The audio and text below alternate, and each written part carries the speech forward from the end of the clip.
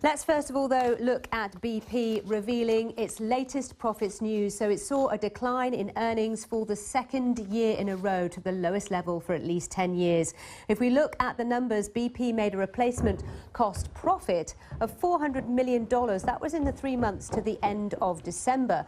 That was less than most analysts were expecting, but it was better than the $196 million it made the year before. However, when we look at how the company did in the full year 2016, replacement cost profit came in at $2.6 billion, and a large part of that was due to the weak oil price, and that is around about a 50% fall on the previous year. So if we have a look back at the year in terms of the price of oil on global markets, you can see there it did bottom out at $27.88 a barrel in January 2016.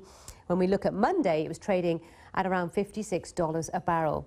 So all oil companies have been really struggling. If you look at BP's key competitors, last week we heard from US giant ExxonMobil reporting a 51% fall in profits and Royal Dutch Shell a 44% dip in their annual profits.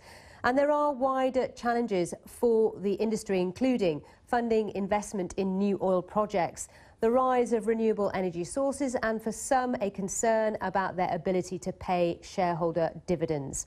Well, I'm joined by familiar face, Cornelia Meyer, who's great to have her with us on the programme, independent energy analyst. Nice to see you, Cornelia. And just to say, you used to work at BP. Yes, I did. You know this company very well indeed.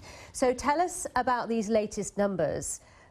They are pretty much in line with what most are expecting, but what does it tell us about how well or not BP is doing? Well, it tells us quite a bit. Bob Dudley has done a fine job steering that ship through rather rough waters. Let's not forget you had the Deepwater Horizon incident in 2006 and 2008, sorry, and you had $63 billion of legal costs coming from that. So that's quite something. It's for any company a really big load to carry.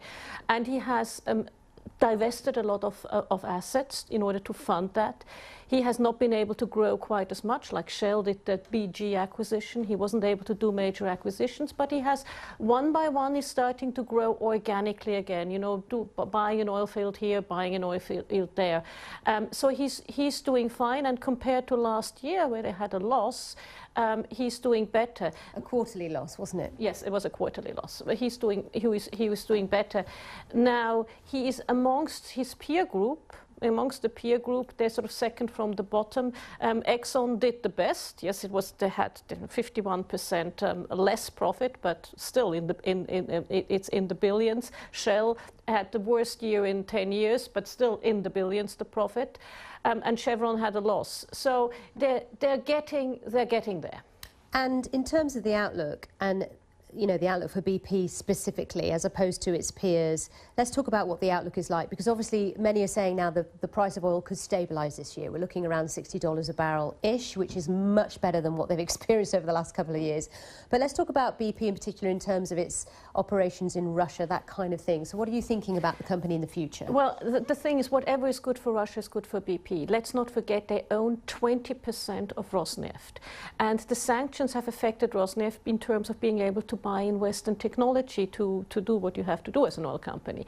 And obviously the low oil price was bad. So with a higher oil price and maybe less sanctions on Russia, that would be good for Rosneft, which would be good for BP. But one thing that all these companies have been doing is cutting back on their capital expenditure and that kind of thing. They've been keeping their dividends in place, very important, and BP have done that again today. But in terms of future investment, to what extent has BP got money to play with for that? Well, they don't have as much money to play with as other people because, again, $63 billion went out of the kitty.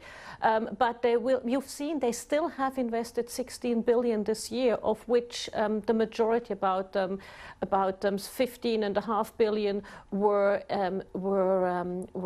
organically.